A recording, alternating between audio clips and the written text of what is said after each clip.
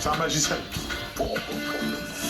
Bonjour, ça va? Je présente Teddy, Ouais. Emile, Karim, Santé, je connais. Raphaël. Il m'allume toutes les semaines, tu Alexia. connais. Mais non, mais je vous cache pas que je suis un peu ému là. Je suis un Pourquoi peu ému, puisque autour de la table il y a quand même Teddy Riner.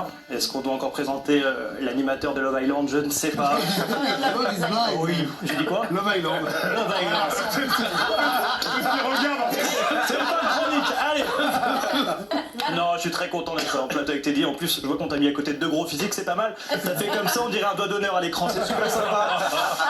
Bon, Teddy, sache qu'il est possible que j'envoie 2-3 blagues durant cette chronique, ne le prends pas personnellement. Ce serait bête d'en venir aux mains, tu vois.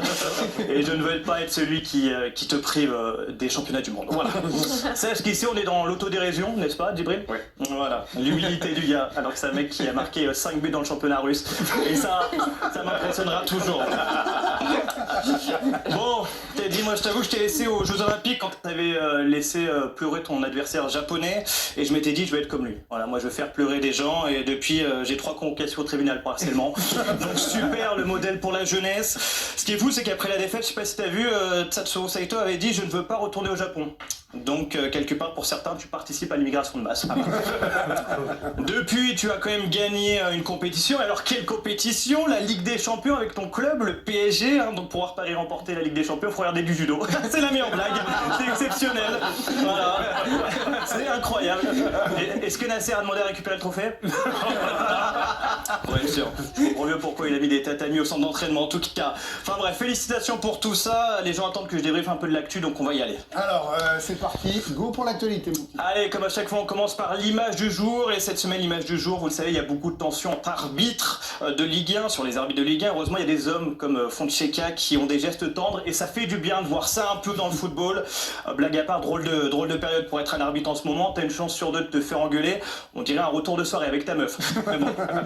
Mais c'est vrai qu'il y a quand même une réelle tension. Moi, j'aurais bien aimé vivre dans une réalité virtuelle où, pourquoi pas, Teddy Riner aurait été arbitre, voir si le comportement change.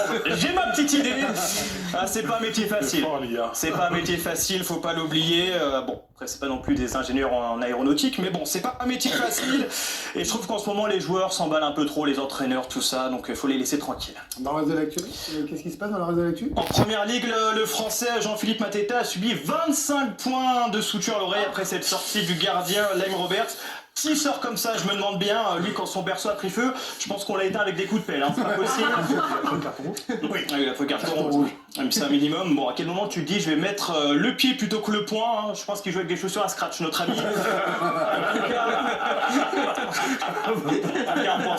On pense à Mateta. En NBA, j'imagine que vous avez tous vu cette photo de Victor Wembanyama qui avait changé son maillot avec Raphaël Sebaoun. Eh oui, mon Rafou. Non, ouais, Wemby avait changé son maillot dédicacé avec ce petit. Le maillot s'est retrouvé sur un site d'enchères, vendu à 70 000 $. 70 000 $, c'est un scandale pour moi. Hein. Donc un truc signé d'un sportif de haut niveau vaut autant. Genre si par exemple là, mettons, je sens un kimono par exemple. Voilà. Et je le fais signer par Teddy Riner. Il y a moyen de repartir avec 70 000 €, c'est ça? Bah, je sais pas si ça vaut Teddy, ça. on se voit après l'émission. Bon, en tout cas, Victor a vu ça et a fait un tweet en disant que c'était minable. Le père a finalement retiré le maillot en disant « Mouillez-vous la nuque. Mon fils regrette et ne veut plus vendre le maillot. »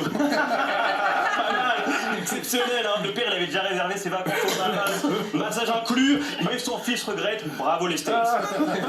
Et puis à la perche, Armand Duplantis a encore battu son record du monde. La Massif, la parole. Pour la 40e fois. Ouah, super. Je veux bien que les records soient faits pour être battus, mais là le record il tient pas, non. On dirait un ministre sous Macron. Doucement Armand s'il te plaît, tu sais quoi la promesse, hein, grandir le truc de 1 cm chaque année, on dirait une pub sur un mauvais site porno. Mais bravo quand même. Au programme cette semaine, Vous la sentez le parfum des 8e de finale de Ligue des Champions? Bien sûr, oui. Eh bien vous avez de la chance, hein, parce que moi j'étais à Lyon, ça pue juste la pisse. Mais c'est chez moi, j'ai le droit de le dire. Non, moi à Lyon, c'est vrai que ça sent l'Europa League. Bon, c'est un parfum un peu plus fort, tu vois, un parfum Scorpio, mais ça sent déjà. T'as des villes, par contre, on sent plus rien. Demandez à Djibril, à Auxerre, ils ont un Covid long, ça commence à durer. Gratos.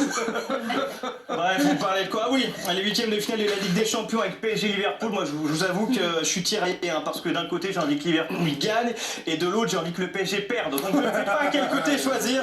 Non, j'ai rien contre le PSG personnellement. Je vois que Teddy me regarde assez fort. J'ai rien contre le PSG, mais je vais à Paris au quotidien, et vivre à Paris le lendemain d'une grande victoire de Ligue des Champions, c'est très dur. C'est très dur. D'un coup, tout le monde se met à parler football, hein, même le commercial qui a consommé plus de ballons qu'il en a tapé. Même lui sort une analyse de la victoire, hein, et là, t'as envie d'être Teddy Riner pour le coup, et de le prendre lui et son café matcha, lui envoyer un hippon sur l'imprimante. Mais tu n'as pas le droit.